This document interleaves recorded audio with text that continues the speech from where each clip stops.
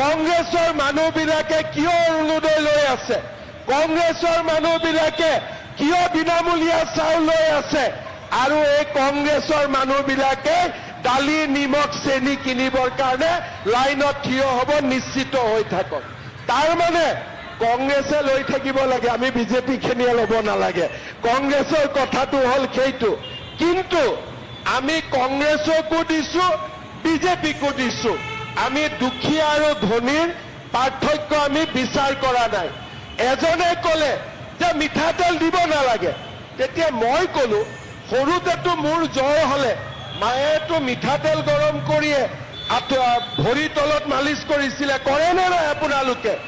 কৰেনে নাই? তাৰমানে কংগ্ৰেছে মাকৰ মৰমো বুজি নাপায়।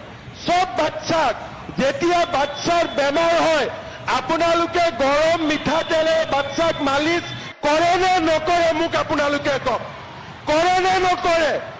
এতিয়া কংগ্ৰেছে মিঠাতেলক লৈ মোক জোকায়।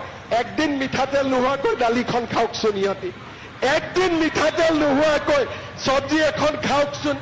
তাৰমানে মই এইটোৱে বুজিলো যে এই কংগ্ৰেছৰ মানুহবিলাকক তেওঁলোকৰ মাকে সৰুতে চিনি পাইছিল যে ই আগত গৈ কংগ্ৰেছে হ'ব, সেইকাৰণে তাৰ জ্বৰ উঠিলেও তাক তেলেদি কেতিয়াও মালিচ নকৰিছিলে।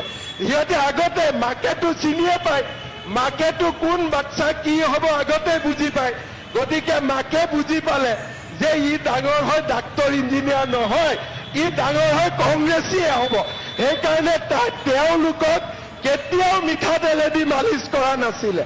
কিন্তু মই বুজি পাওঁ মিঠাতেলে হ'ল আটাইতকৈ মাক আৰু পুতেকৰ মাজত মমতাৰ আটাইতকৈ ডাঙৰ প্ৰতীকে হ'ল